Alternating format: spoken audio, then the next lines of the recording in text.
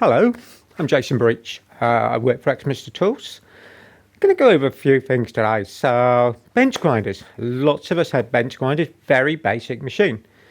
But to get the best out of it, what do you need to do? When you get it out of the box, we've got a new one. There's certain things that would be worth looking at, getting right from the start. So I'm going to cover those little points today, give you a few pointers on what to do so you can get the best out of what you've invested your money in. So we want you to get the best out of it, so let's go through what we've got. So our bench grinder, two-wheel machine, this spins at about 2,800 RPM, so pretty quick for a thing. Initially when you get it out of the box, first thing I want you to do is look at the wheels. So I'm going to look at the wheel on the side here, examine it before you do anything else. Turn it over by hand, check there's no chips or cracks in it. Worth looking at. Even using your fingertip to run against the side will be good to tell you if there's anything there. You're not pressing hard, but examine the wheels, both of them. If there's a crack or a chip in it, it's been dropped in transit, dangerous to start it in that condition. It's likely that the wheel will explode, hence the fact it's encased in the metal casing. Quite an important part. Once you've done that bit, I want you to assemble the bits that go onto it. So we've got the tool rest. On this one, we've got lower spark guards that are in here. The other one, you can see the bolt maybe on this side, spark guard there. Then you get these spark guards that come in as well. So they protect you when you're using it. All really important bits. Make sure you use all the fittings. There's spring washers in amongst those that stop the vibration working anything loose. So once you've done that, obviously got our tables on. These are adjustable, so as things wear down, just like the spark guards, we can adjust the position, just checking where they are. So I can move that one in, turn it over by hand, don't want it rubbing on it. That's good. So next thing then, the wheel.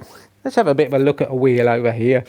So I'm just going to bring up the spare wheel and we can see what it says on the side. So this wheel has a lot of writing on it. It's all relevant in reality for what we're going to do. You get different coloured wheels depending on what you're going to do. So this one is WA, white aluminium oxide. Next to there it says 100. That's the grit size. Now, aluminium oxide, quite a common abrasive. In reality, this is an abrasive. So, aluminium oxide abrasive paper. We use it in the turning industry, sanding paper. Quite an important thing. So, when they make that, they crush a particle to a size, a grit size, like sand. Exactly the same with your wheel. So, having got that, they then bake this in reality. They mix it with a resin. So, this has an N is the hardness of the wheel. Okay, so A is soft, X will actually be hard. So, the 5 and the V are the resin type and how it's actually baked. So this is vitrified. So it's baked like in an oven, like you do glass. So quite an important part to understand that, because actually when they bake this with the resin, which is the number 5, actually will shrink and distort very slightly. It's cooked like in a kiln. So your wheel won't be 100% round. Other side of the wheel we have 8 by 1 3/5. That's the width. 8 is the diameter. Then you get the bore size. So on here it is 5/8. You get different sizes. It's important to match up the bore size for what you're matching with your grinder. Some wheels will have an insert. Don't go forcing it on if it won't fit. Don't go drilling them out. That's important. Okay. To get to there, next thing we need to do, do you bet your wheel might not be totally round because it's cooked in that oven or that kiln.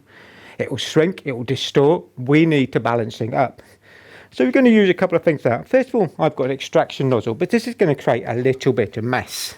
So we're going to bring that into there. That will take some of the dust away for me. I'm going to need my goggles. I'm also going to need my mask. Now, do you bet we're going to run the machine? When you first look at doing this, how are you going to fix your grinder down? So, move a few things. Do you think we want to move this bench grinder around in here? We're going to put a couple of clamps on. So I fixed it down onto a board. Underneath the grinder there is 4 rubber feet. There's the bolts that we fixed down through. They go either all the way down through that board. So they're either side of the machine. So the rubber feet help absorb that vibration. All important bits. But if you're going to leave it in one set position, yes, bolt it down in that position and leave it. If you're going to move it around, put it on a board that then you can G-clamp down on the bench. Don't just drop it on the bench and hope it's going to stand still for you, because it won't. Difficult to hold on to and use and sharpen one-handed. Okay, so we fixed it down. Check things are tight. Next thing I need, do you bet we're going to create a little bit of dust? I want a dust mask. It's not a good type of abrasive dust, this, so it's worth wearing something as a mask. So we'll put that on, pull it up over. Next thing, I'm going to want my glasses and my goggles. Okay, just about there, that's better. Then what we're going to do, going to have a look at these. Let's go to the camera just for a second. I'll explain these a bit more in a minute. 2 instruments we can use to level the wheel. So have a little bit of a look, but I'm going to explain what they are in a second. So first thing, I'm going to plug the extractor in. Right on. Get our grinder on. Now I've stepped out the firing line, so if anything happens, it's not going to hit me. Now we've got two options here. Let's go with the weight handle one. This is a diamond dresser. So I can use this just to level the front. That'll clean up. I can do either wheel. Other one, this is a block of carborundum or a double stone.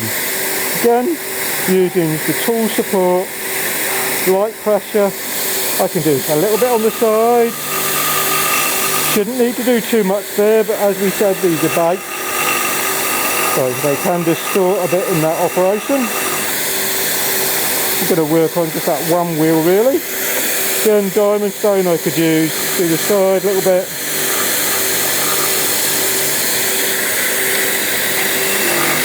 Dropping the handle section down, so we're using the bottom part of it, and that'll true it up.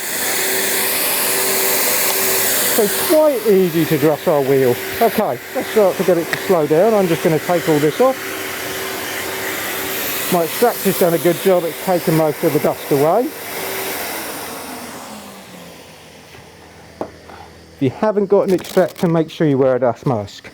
Okay, so we dressed those two wheels. Let's just have a look at what we've used then. You can see this slowing down nicely at the moment. Let's have a quick look from the front there. Okay, not too bad. I'm just going to come over to the side again.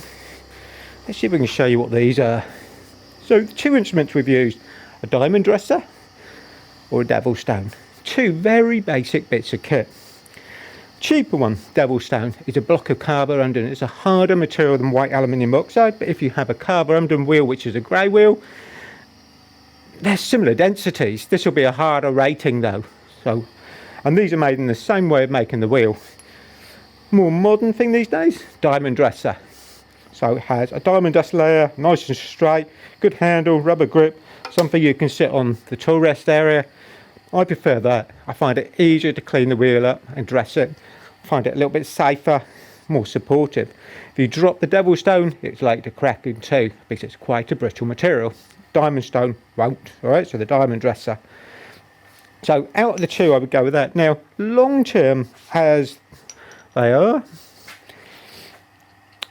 and initially I would kind of say, if you're buying a new grinder, buy one or the other. My view would be the diamond dresser. And people say, but hang on, you want to sell me something else to do what they should do possibly in the factory? Long term, you're going to need to keep your wheel dressed anyway. You need to keep it clean and flat. So the metal particles that you're sharpening off will actually clog the wheel a little bit. And again, depending on the type of stone, definitely on a grey stone, a lot more. So the diamond dresser will help clean that out. So you're going to need that anyway. The other thing, obviously, if you sharpen turning tools, you like to put a hollow shape in the wheel from where you're actually using the tool, moving things about. So this will allow you to clean it up, get it back to a flat surface again, stop it bouncing. If you're getting lots of bounce on your wheel where you've been using it, it needs cleaning out. Initially, when you set your grinder up, as we've said, you bolt it down, it will need that little bit of work, okay? So, quick and easy things to do. So, let's have a quick recap. Nearly stopped, we're not getting a lot of vibration off it. So, quick recap for you. When you get it out of the box, check the wheels. Make sure they're not cracked, chipped or damaged. If they are, we want it back, especially if it's new, okay? Having done that, assemble all those parts that go on it. That means everything, all right? So, the spark guards, all those things need to be on there.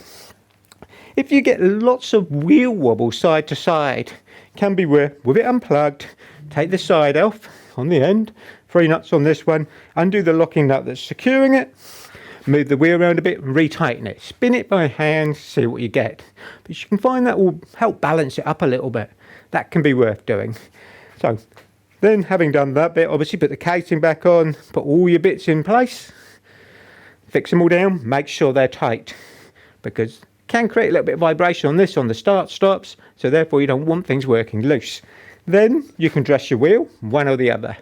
My choice, diamond dresser, so much easier to use. There is another product, a few of you might come through and say, I've got a star wheel dresser, does that work? It's quite a violent thing to use. Bit more scary, I definitely prefer the diamond dresser. Level your wheel up, touch a little bit on the sides. You're not actually going to use the sides to sharpen on. You're trying to use the front face. Not safe to sharpen on the sides. The wheels aren't made for that side force, they're made from front force on this. So having dressed them, got them nice and flat, it will clean up the surface, which also will have a little bit of glazing on the surface from being baked. It will cut more effectively for you. All right, hopefully something like that going to save you a lot of aggro. 2 little things. Hopefully you've enjoyed this. Thank you for your time. We'll see you again.